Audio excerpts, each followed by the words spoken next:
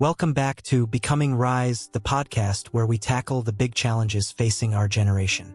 I'm your host, and today we're diving into something that's been keeping many of us up at night: the housing crisis. The dream of homeownership has started to feel like just that, a dream for many young Americans. But is it still possible to move from the monthly rent grind to actually owning property? That's what we're exploring today in From Rent Struggles to Real Estate Goals: Surviving the Housing Crisis. Since President Trump's return to office in January 2025, we've seen significant shifts in economic policies and interest rates that are reshaping the real estate landscape. Whether these changes spell opportunity or further challenge depends on where you are, what you earn, and how you approach your housing strategy. Let's start with where we are. The housing market in early 2025 continues to be defined by high prices in major metropolitan areas, though with some important regional variations. Interest rates have been fluctuating in response to the administration's economic policies, creating an unpredictable environment for potential buyers. I spoke with Dr. Maya Rodriguez, housing economist at Capital University, about the current situation. What we're seeing is a market that's recalibrating after years of chaos. The pandemic housing boom, followed by the interest rate spike of 2023, and now the economic policy shifts under the new administration have created a complex landscape. Some markets are cooling slightly, while others remain hyper-competitive. The national picture masks significant regional differences. One key trend we're seeing is the continued growth of the permanently renting class, young professionals who've all but given up on homeownership. According to recent surveys, over 65% of millennials and Gen Z believe they'll never own a home, up from 48% just 3 years ago.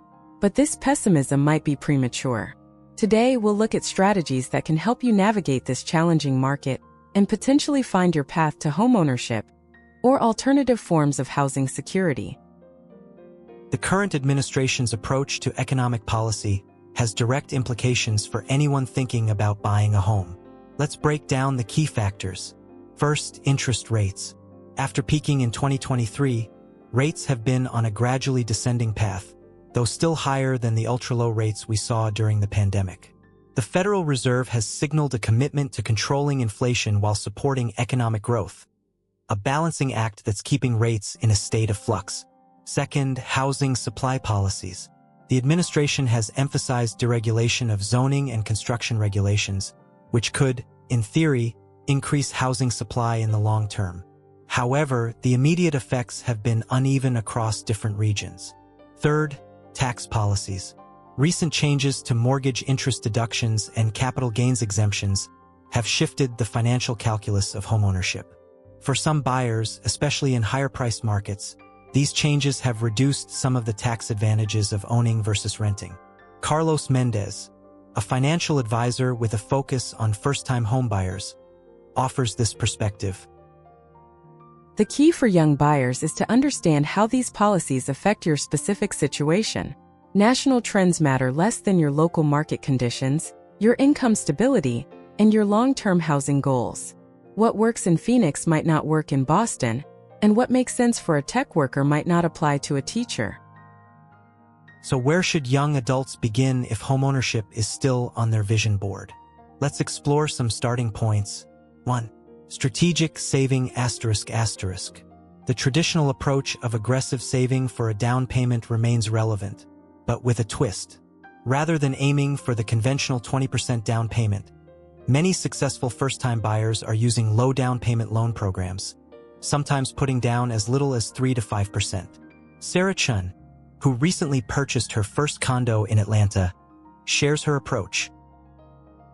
Some young adults are turning to REITs, real estate investment trusts, and other real estate investment platforms to build wealth that can eventually fund a home purchase.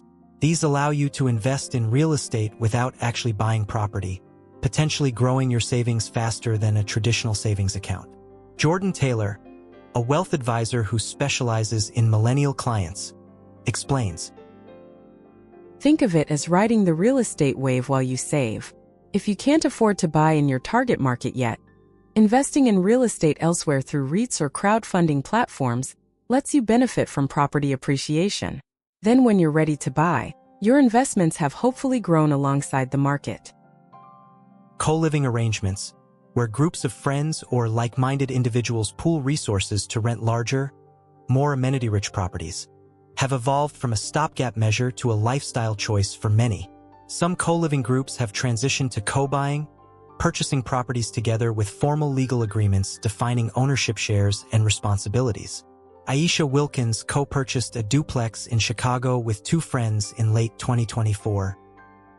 We drew up a legal agreement with an attorney, specifying everything from how we split costs to what happens if someone wants to sell their share. It's not conventional, but we've got a beautiful property in a neighborhood none of us could have afforded individually, and we're building equity instead of paying rent. Beyond these specific strategies, adapting to today's housing market often requires rethinking some traditional assumptions. Here are some mindset shifts that may help. First, reconsider location. While the pandemic normalized remote work, 2025 has seen a partial return to offices in many industries.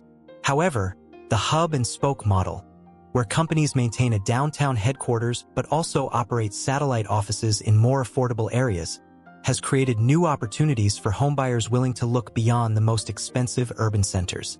Second, redefine success. Many young adults are finding satisfaction in housing choices that don't match their parents' definition of success. This might mean prioritizing a tiny home with minimal maintenance, choosing a townhouse in a vibrant community over a detached home in the suburbs, or embracing the flexibility of renting while building wealth through other investments. Financial psychologist Dr. Layla Washington offers this perspective. Much of the anxiety around housing comes from rigid ideas about what successful adulting looks like. When you clarify your actual needs and priorities, separate from societal expectations, you often discover more pathways to housing satisfaction than you realized. Where does all this leave us for the rest of 2025 and beyond? Real estate forecaster Timothy Zhang shares his outlook. We're likely to see continued regional divergence in housing markets. Some overheated markets may experience moderate price corrections, while areas with strong employment growth and limited supply will likely continue to appreciate. The wild card remains federal policy around housing finance and construction, which could significantly impact both supply and demand. For young adults specifically, the path to homeownership may be longer and more winding than it was for previous generations. But with strategic planning, flexibility, and a willingness to consider unconventional approaches, it remains achievable for many.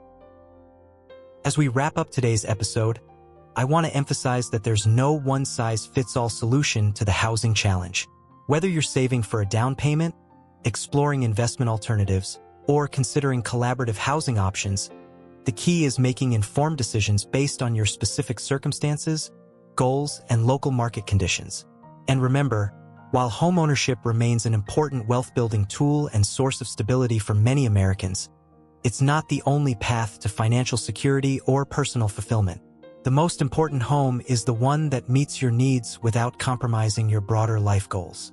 I'd love to hear your thoughts on this topic. Do you think you'll ever own a house? Why or why not? Let's talk in the comments section of this episode. Next week, we'll be exploring the changing landscape of career development in a world increasingly shaped by AI. Until then, this is Alex with Future Forward, helping you navigate the challenges and opportunities of our rapidly changing world. Thanks for listening.